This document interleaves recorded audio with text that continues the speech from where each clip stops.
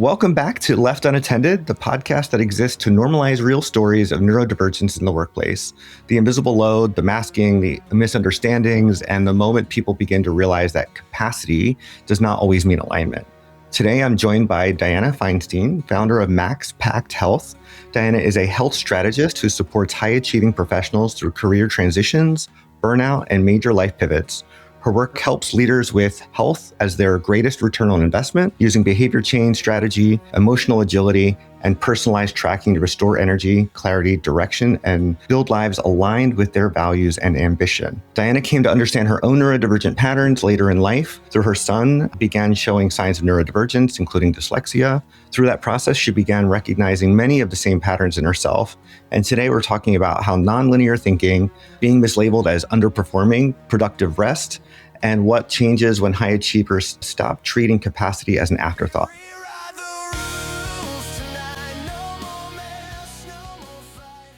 Welcome, Diana. Oh, I'm so excited to be here, Ron. I've been so excited to do this with you. So is there anything in there, like that's the formal bio, but is there anything else in there that you want people to know about you? Yeah. So when I was filling this out, it took me back, over my entire journey to get here. And it brought up so many mixed feelings about how I viewed my past, how I view my present, how I view my future. And it was like a big ball of emotional spaghetti, right? Yeah. And, I really do believe that the power of the company that I am building, it's rooted in creating safe spaces where vulnerability can emerge. I think that our society is it leads to the systemic sense of compression, where we can't breathe, we can't think. And for those of us that are neurodivergent, that's actually where our magic is. Yeah. And that just the way our society is structured, the way our workplaces are structured, it doesn't allow for our superpowers to come online. So, when I was filling it out, it was a complete 180. And so that was kind of the backstory of me filling out your form. When my assistant this morning. That's good. No, it's definitely it's so cathartic. Like you and I talked about a little bit ago before we got on live. But it's almost cathartic to look back in your life and realize and recreate those stories of I was just not supported in those moments. Yeah. I wasn't being lazy. I wasn't being too much. I wasn't whatever the label or story we put on it. We get to rewrite that and say, no, that was a moment where I was not supported. Yeah. And I really love that. Yeah. So I want to start from a place, and I appreciate you sharing such vulnerability in the forum and being able to talk about it here, but you named how you began to recognize your own patterns while your son was going through his evaluation. What was that experience like for you? Oh my God. We were sitting with a therapist, and, she's reading it out loud, and it was like deja vu. I was like, are you talking about me? Are you talking about me? And as she's, reading out how he processes, I'm like, I know exactly what is going through his mind and how he thinks about it. And, I had this overwhelming sense of connection and compassion and empathy, for my son in that moment. Right. So in that seemingly really difficult time, watching my son struggle, there are two sides to everything. And in those difficult moments, there is, an invitation, because there is always light, in that darkness. So when I really sat there and stayed present with those difficult feelings and listening to my son's diagnosis, it was that sense of connection that I wouldn't have felt otherwise towards him. Right. And that's, honestly, that's the way I feel about coaching is, I'm able to relate to people on such, a deeper level, because you can only meet people to the level at which you've met yourself. Right. And, there are so many, I think there are a number of us that are called to do certain things at the most inopportune time. And, Quaker leadership calls it leadings, right? It's like this unnameable drive, calling, urge, whatever it is that you want to call it, that you just can't shake, right? Yeah. And so, and that's really like how I feel about, what it is that I'm building. And I don't think that I would have been able to build and connect and attract, the team members, the clients, the ecosystem, had it not been for my neurodivergence, had it not been for the level of, I don't want to say darkness, but like that level of discomfort that so many of us just emotionally bypass, because there's Yeah. there's a lot in there. My father always said something when I was a little kid, and I really didn't understand it back then. And he said that you can't understand goodness until you've had the dark. And it was like, as a kid, I never really got it. And even as an adult, I never really thought about it until moments like this, where it's like, you really can't enjoy some of the things unless you've had like those adversities. And I was talking to a psychotherapist, Diane Winger, on a couple episodes back, and she talked about post-traumatic growth, right? Whoa. Whereas we use our adversities to propel us forward instead of being stuck in it, right? And I kind of love that. And so it's really helped me position any more adversities in my life to like, how can I use this to propel me forward rather than get stuck in it? So, yeah. So my mentor during a call today, because there's so much that business makes you grow up, right? And she gave a phenomenal analogy where it's like you're like in the dark, and you're like, wait, what? And then you touch something and you're like, oh, it's a foot. And you're like, oh no, it's an elephant. It's like, and I found the elephant and I found the answer. And it's like, no, there's another foot. It's like, it's a giraffe. And it's like, oh my God, it's actually a zoo, right? It's actually a zoo. And then you zoom out and you're like, oh my God, it's more than a zoo. There is like outside of the zoo. And as you move through business, it's like, you don't know what you don't know. And that analogy landed so well for me because it's I think all too often, and the more I started working with people that were further ahead than me, and whether you want to call it soul path or in emotional maturity or complexity fitness or just further along the path, however you want to define path, you learn to like, well, what is the next step, right? Because if you knew what all the steps were, that's not your path. Right? So the answer is always like in the defined terms. It's like, okay, well, in this moment, like, what is it trying to teach me? And there's a really great book that my marketing guy turned me on to, and I'm going to butcher the name. It's like, short sentences and whatnot. And what I really love about it is it could be a 4-sentence word, but the way that 4-sentence word, the writer could have an intention and then the reader could have an intention when you read that 4-sentence word, right?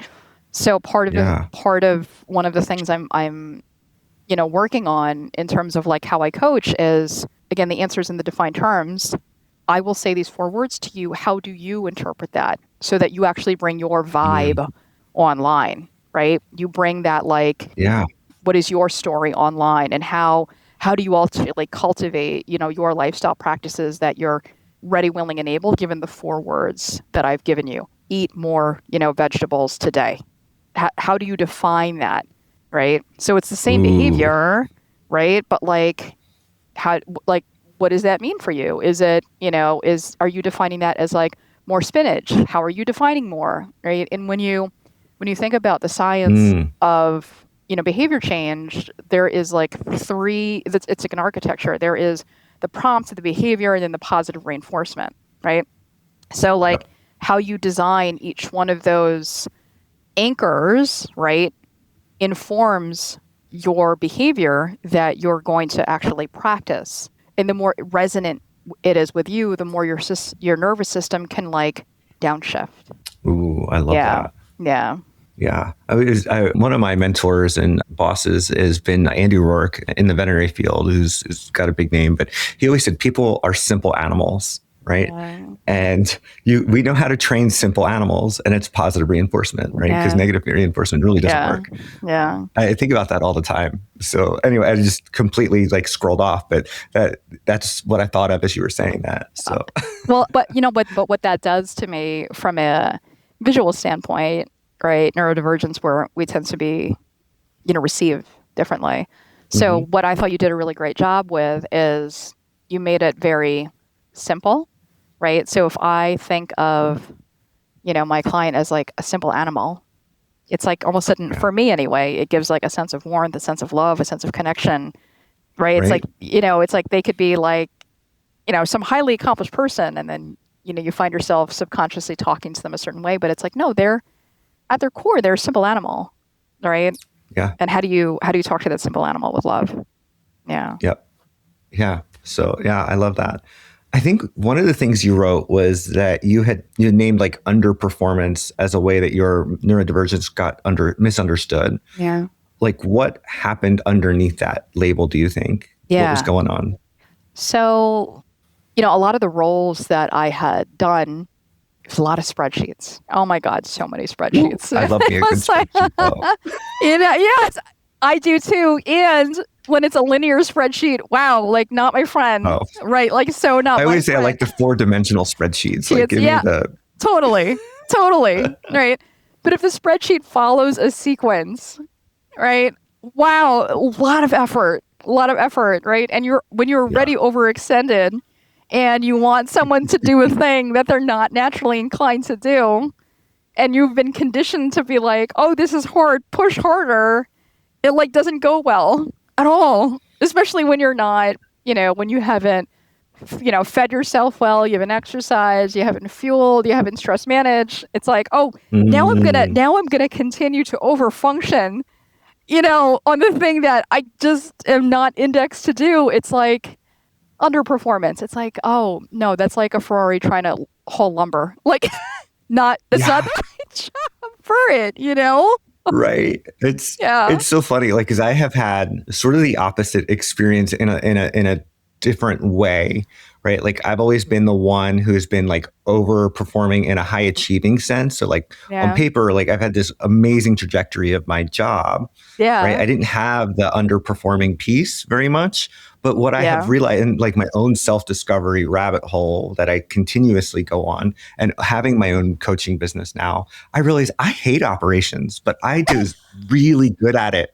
I was really good at it. And I got praised for being really good at it. And I got Yeah. praised for the processes and putting together workflow and like doing all of that because the outcome was Yeah. fantastic. And what I Yeah. realized, I hate that work.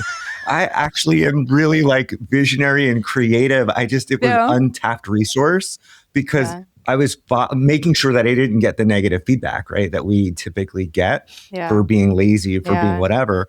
I was like Yeah. following that praise of like, oh, you're good at this. So I might as well do more of it. I will pre-anticipate what it is you need and do more of Yeah. that. And it got me really, Yeah. really amazing places. But it also was the thing that burnt me out each and every time I went Yes. through burnout.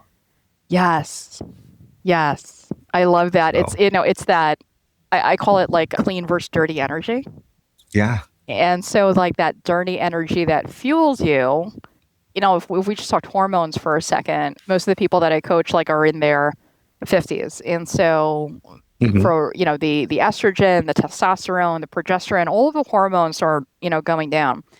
And so like all of these receipts, right, that are getting sent to our body, they all of a sudden become due at the most like inopportune time.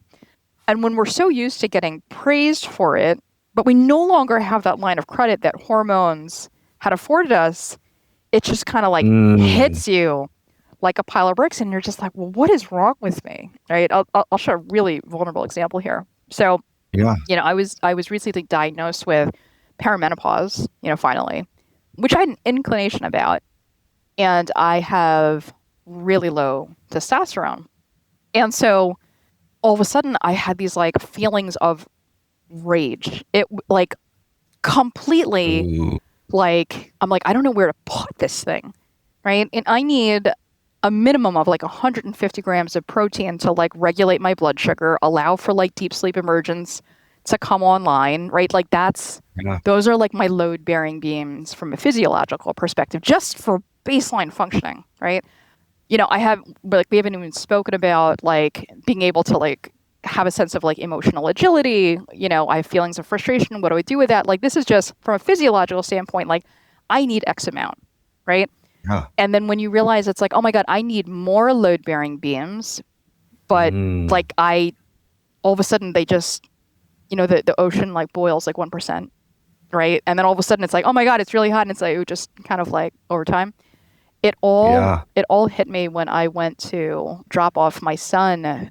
We went to his like open house, and instead of 150 grams of protein, all of a sudden I had like 20, which then dropped my blood sugar, and then it was hot, and Yeah. then and then it was like I was tired in the car. It was just everything just Stacked collapsed. against Oh you. my God. And 3:30 in the morning, I'm like sitting there crying in the shower. Oh. Now I share this really vulnerable thing just to A, normalize it, right? Hmm. And B, just to highlight the fact that like, as we get older, things that we had taken for granted, like they have a cost, Yeah. right? And when we normalize, like, this is where we go, there's nothing wrong with you, it's like now you can actually do something about it, which is why I'm such an advocate for, the perimenopause, menopause spaces. You didn't realize that you actually need new load bearing beams, almost like a form of succession planning, for women. And, Melinda Gates came out with a phenomenal article. I think it was the Atlantic or the New York Times, where, it is such a tremendous cost not having this like perimenopause, menopausal care. It's, and women have just so much wisdom and institutional knowledge that we are completely leaving on the table because we're not protecting it, Mm. right? There's not nearly the level of funding that there is, and quite frankly, it's an economic risk, right? Not just for the overall economy, but for our families, intergenerational wealth. Like there is so Yeah. much that is riding on this that we aren't aware of. So, I believe that with Max Pact Health, this is my calling from like a grassroots effort. It's like, how do we create these load bearing Wow. beams? And we're going to start with vulnerable spaces to have these difficult conversations, so Yes. that's why I share my vulnerability. I read a few things about this. One, ADHD, both sign female at birth, often go through menopause earlier than Mm, non-neurodivergent individuals. yeah. And a few things that I wanted to point out, being a man of this podcast, is that when people assigned female at birth have also misdiagnosed with a depressive or anxiety disorder when it's truly neurodivergence. And the two times that we're going to point out in this podcast, and my listeners are probably tired of me saying over and over again, but I'm going to repeat it over and over again, is two times they typically find out and get a true diagnosis is when they've had a child and realize that the same struggles that their child is going through, they are going through, Right. but they've had, years and years and years of masking and scaffolding around it. Right. Or during perimenopause, when all of their supports and all of their scaffolding fall apart.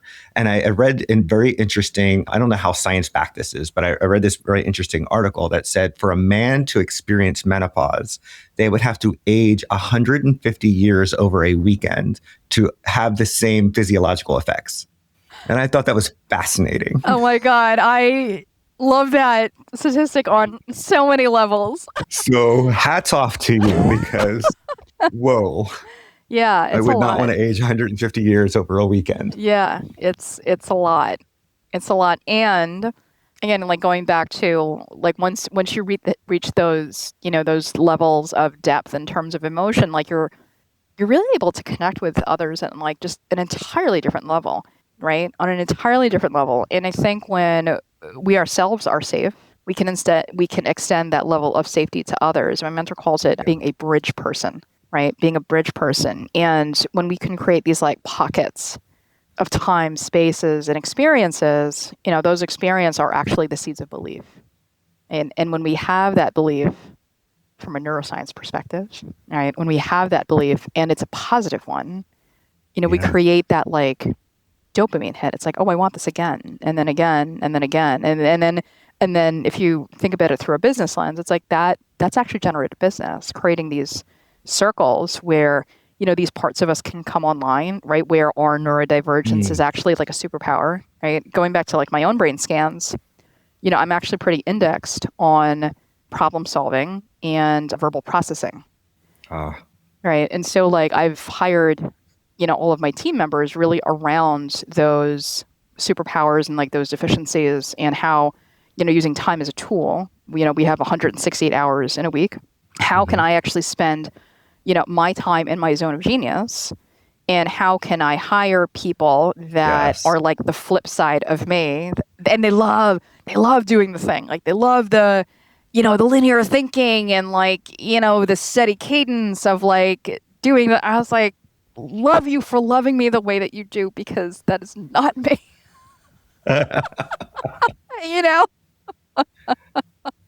Yeah, I think it brings me into a question I had for you, because you had talked in the forum about linear thinking and about how much of your life was masking into that linear thinking, while downplaying kind of like that. I think deep love for people is what you wrote, and the ability to connect with vulnerability. I know for many of the neurodivergent folk that I have met and have gotten along with, I always say we jump into the deep side of the vulnerability.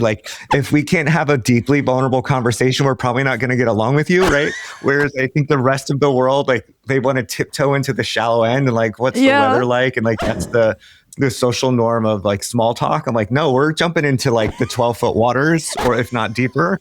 And that's where we go. Anyway, so how has that shaped kind of the work you're doing? Oh my God, I love this conversation on so many levels. So so I, there's this thing called client maturity, right? And being able to identify, so I evaluate based on two things: potential and skill, right? Potential and skill. So for example, if I know that somebody in their past, I work with a bunch of wealth managers, PE, founder partners at PE firms, kind of in that quantitative arena. And so my question then becomes, okay, well, when you felt the most alive, what was that like? And they'll oftentimes say, well, I was the lead singer of Menudo, right? Or, I used to paint, or I acted, or it was like that integration of self, right? That that, feminine yin, whatever it is that you want to call it. And so I know if that was there and it existed and it was allowed to breathe, one of the reasons that they're in the position that they're in, aside from, being desk workers and whatnot, is because that part of themselves just doesn't have enough airtime. Yeah. Right? It doesn't have enough airtime. Right? And so I coach on this concept called deep health, right? One of which is connection. And so if you don't have those relationships and those sense of connections, that's where vices, or at least my clients anyway, that's where their vices come out. All right. It's because they're trying to feed that soul hunger, relationship hunger, whatever that is. So it's never actually about the donut, right? Yes. It's never about the skipping it's never, I always look at, well, why does this make sense? And what is this an invitation for a conversation for? Right. So the 10 o'clock donut is, and then one of the exercises that I have people do is I have them journal with them in real time. And the journal, consists of images and words, right? So let's take the donut, for example. I eat the donut consistently at 10 o'clock. Okay. So I'm going to put 4 minutes on the timer, and without shame and without judgment and with an incredible amount of curiosity, write down the images and the words and the feelings and the emotions that bring up, as you're experiencing the donut before, what is it? And the things that'll come up is a sense of peace, ooh la la, joy, fulfillment. It's all of these words, and that tells me that all of those words, that was actually starved during the day, right? Ooh. Right. And so you've got me thinking. Yeah. So let's get even more juicy here, right? The words ooh la la when I eat the donut. Right? Okay. What other experiences brought you the same feeling of ooh la la? Right? Oh, watching a cabaret, right? A really great dancer doing the cabaret. Okay. When was the last time you went to a musical, or you listened to cabaret, or, actually had that felt feeling of ooh la la? I can't remember. Right? And so how do you vibe code it more during your day? Yeah. Ooh. Right? How do you vibe code it? Otherwise, it's going to come out in the donut. I'm going to keep on getting the donut, right? And so I had one client, she travels a lot. And so she gets all of these, like, I'm going to call them weighted tokens, as part of her travels, finishing salts from, the south of France, or, the balsamic vinegar from Beirut, whatever it is. It's a weighted token from like an experience in her journey. Yeah. But they get shoved in the corner because we don't treat our possessions in a way that elicits nostalgia. Yeah. We like hoard it. Yes. Right. Yeah. So she had a really great glass, like a martini glass. She doesn't drink, but she had this martini glass. And I was like, well, why don't you just have breakfast in the glass? She's going through menopause. So I gave her, this chocolate chia seed mousse pudding in the martini glass. And she put granulated sugar that she got from whatever trip it was. Oh, wow. And all of a sudden it became this, it transported her back to nostalgia and the experience and gave her the, like... Getting goosebumps. Yeah. Right. But there's your vibe coding. Yeah. Right. And she met 15 grams out of the 25 grams of soluble fiber that she needed as a woman in menopause. And I wouldn't have been able to tap into that part of myself had it not been for the work, the tremendous amount of shadow work that I had done over the past 2 years. Yeah. Right. It's so funny. Like, so I'm equating what you're doing with food and your clients to a similar exercise I do with my clients, which, so I do a lot of emotional regulation techniques. Yeah. And one of the ones that I do is we really like sit in that awful feeling that we're generally feeling, like whether it's anxiety, we're having hard conversation, we're having rejection sensitivity, and like we turn that feeling into an object and then we get rid of the object. Like that's the simplified. Yeah. However, the antithesis of that is to think of like a time, like what is the emotion you want to feel? Yeah. Right? What is the joy and what is the happiness? And tell me about the story that goes along with that. Yeah. And where did it feel in your body? Right? And really tapping back into our bodies. Right. And then going, if you had to make that feeling into an object, what would you make it into? Right. Yes. And so I had this beautiful analogy with a client where she's like, I would have this like warm, glowing lantern. Yeah. Right. And she's like, so now when she's frustrated at work or whatever, and she's working from home, she can just in her mind pull up the lantern and sit it at her desk and just bask in the glow of that feeling. Yes. When she needed it to change the regulation from a deregulated state and, get rid of her object and then call in the feelings that she wanted to have. And so it very much reminds me of what you're sort of doing in a different capacity, but I love that with food. Yeah. Yeah. All of these are, and I do the same thing with like, exercise or stress management. It's all about crafting the behavior loop, right? For like maximum leverage, right? Mm-hmm. Maximum emotional resonance, maximum staying power. And that's really where the juice comes in. It's not about the science and the protocols and yes and right. It needs to be backed somewhat, right. The underlying iambic pentameter, right? It's like, okay, well, what is this grounded in? Totally, and then we're gonna put a whole bunch of sexy juice on it to like make it being like, like really sit. And the nervous system, it's so funny. This Sunday, I'm actually running a forest bathing experience, for my community, right? I'm opening up to my clients and, a bunch of my business collaborators and their friends. Now, if you lead with, we're going forest bathing, for someone that's like, not there yet, I get what you're going, like, not for me, right? But this is where I think the marketing really comes into play. It's okay, well, what is it that high achievers, what is the word that they're using? Cognitive overload, for example, right? Yeah. I have ADD. Insert whatever thing they are labeling themselves as. Okay, got it. All right. What is the science of forest bathing? Attention restoration. Oh, okay. So we're not going to call it forest bathing. We're going to call it attention restoration. We just happen to do it through forest bathing. In the forest. On the forest, right? So, so the sequencing of that conversation and the languaging, it matters, right? It's like, and I think that's why the, coach to client communication, coach to client relationship, it matters. The the success of a client, studies have shown that 65%, it comes down to the emotional resonance that is between the client and coach, right? Yeah. So if you're able to right size your communication to your ideal avatar, right, they can actually hear you. Yeah. Yeah. You're like, I think what I'm hearing a little bit is there's something I learned about clean language coaching. Is that okay? Yeah. I love that. Right. And it's very much a neuro-inclusive way of coaching too, right? Because that's right. I have this conversation with a couple like coaching communities of like, how do you know when your client is masking? And they're like, what are you talking about? I don't work with neurodivergent people. I'm like, you absolutely do.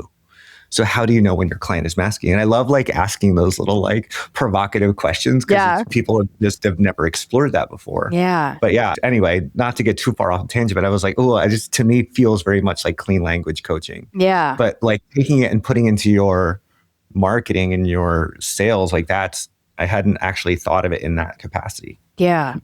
Yeah. It's, there are, I think in the coaching space where it's kind of like accepting what it is, and it all comes down to like, business maturity too. And, and that'll take time and whatnot.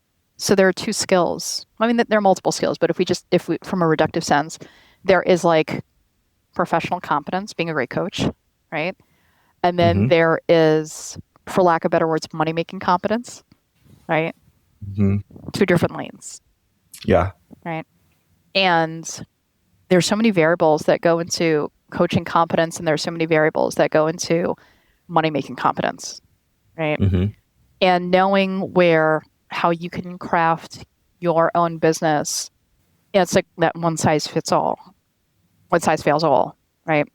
Like you're an N of one. We're all an N of one, right? Yeah. And as the coaching space matures, I know for myself, I get very jaded when like, and I get very turned off when it's like, this is the program and it's just like, no. Okay, like it'll be a piece of it, right? And I'm going to go in knowing that this is a piece of it. Yes.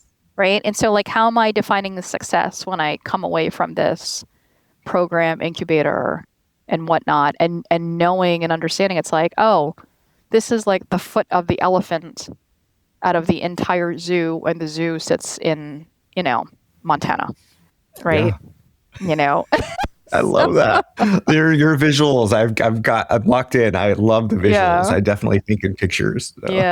Yeah. So it's a great metaphor goes a long way. Yes, it's so true. Yeah.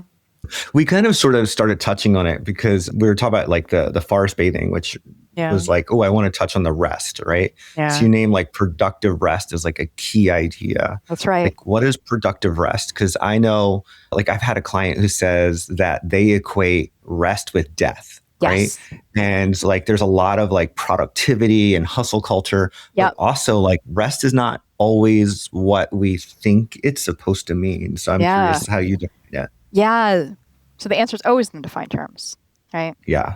And and our beliefs are a function of our experiences. And so when you can give somebody a right-sized experience that they are able to internalize, like that's really where the magic happens. And, so I run these things called micro retreats, and it's a 3-hour experience. And one of the exercises is in for 4, out for 6.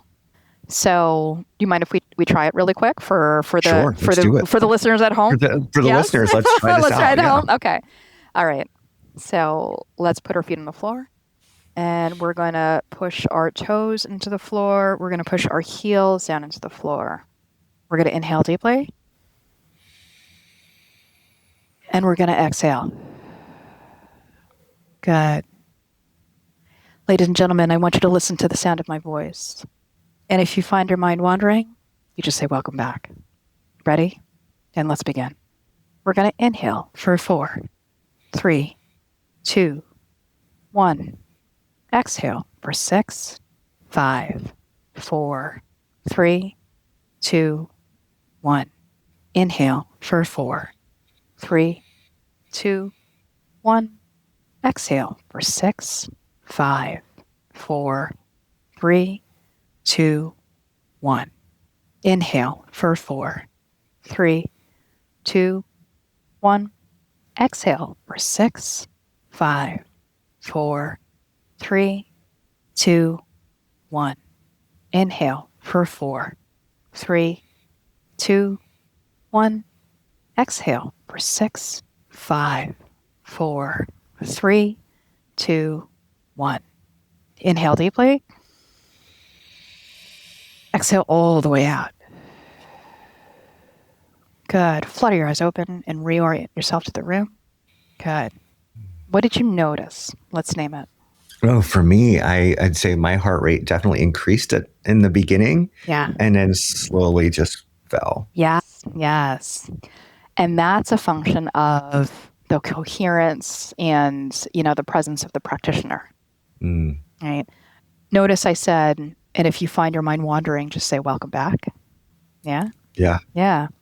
So being able to frame, okay, you are going to experience your mind wandering, and yes, this is the way back to center. My mind was definitely in the, I don't know if I started it on the exhale or if I started on the 6. And it was totally going on did I do this right?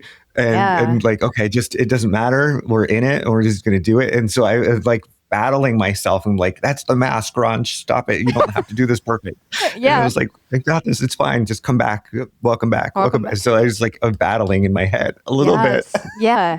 But being able to give somebody that language going into the experience, because even if they did experience it briefly, right? So we counted that, I don't know, 4 times, 5 times, however long it was.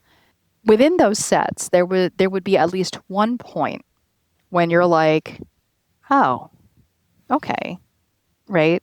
There would have been one of those sets, and that just starts the seed of belief, right?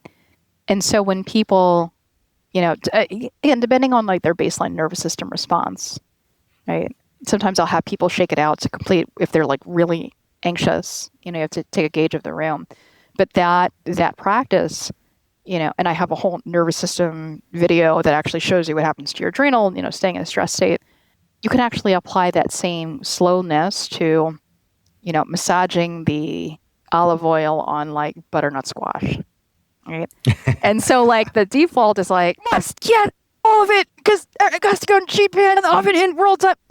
And, it's coming back and it's okay. And then welcome back. And then we continue to massage and being able to walk around to each station, whether they're cooking barley or, they're chopping the garlic.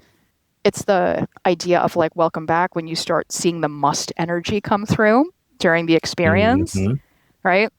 It's you see the fury of the cutting and it's a slight tap in the shoulder, welcome back. And then the slowness happens. And then, the entire cooking experience, let's say, is 20 minutes. And at some point during the experience, because you get a small shoulder tap, welcome back. Every time you see the dysregulation, welcome back, and then welcome back. And then you have them reflect, what would you notice during that experience? Let's name it. It's oh, this was actually really enjoyable. Right? And then you start seeing them interact with one another. It's we should do cooking together. We should spend time cooking. And all of the recipes, I've calculated the macros for, whatever the goals are of the people in the room. I want better energy levels. I want to lose 20 pounds. I want to, manage my stress. And so I'll create very precise recipes for those regulations that are needed in the room for those metabolic practices to emerge. Right? All of it is modular. I think me and my husband need to come and talk to you. You can come to New York, or when we start scaling nationally, cool, totally. I mean, if you tell my husband to come to New York City, he is going to be he's going to be packed and ready to go in the next hour. Well, he loves coming up to New York all the time. We're here. You tell me. I got a couple places in New York that we'll host you at. Maybe we'll do a podcast micro retreat, from New York, and you can make a whole thing about it. Ooh, I love it. This might just have to happen. I love that, Ron. I love that for all of us. And then there's your marketing. It's cooking during neurodivergence, featuring Ron. Oh man, I feel like I want to continue this conversation more and more and more. One of the questions I ask every single one of my guests is, Yeah. this podcast is called Left Unattended. Yeah. What does being left unattended mean to you specifically? Being left unattended, the emergence of fear and loneliness. Ooh, Yeah. that Yeah. one was deep. Yeah. And that's an invitation to get into the hole with somebody, right? Very Brene Brown, right? Yeah. Yeah. What is this an invitation for? I To love get that. into the hole and to just have someone feel their feelings and be that like safe, compassionate space as they, as they kind of move through their stress cycle, right? So fear and isolation and an invitation for connection. Yeah. I love that. Can you let the audience know, whoever's listening, if somebody is like intrigued and wants to find you, like where can they find you? Yeah. So a really great first step would be to go to my website, www.maxpacthealth, that's MAXPACT health.com. You're going to find something called the Capacity Audit. Again, the Capacity Audit. I was peeking through that today. Yeah. Right. It takes just 12 minutes and you walk me through your day. And based on how you answer, you understand how supported your physiology is, right? Like what are the symptoms that are coming up during different points in your day, right? So one of the things that I train people on is circadian rhythms.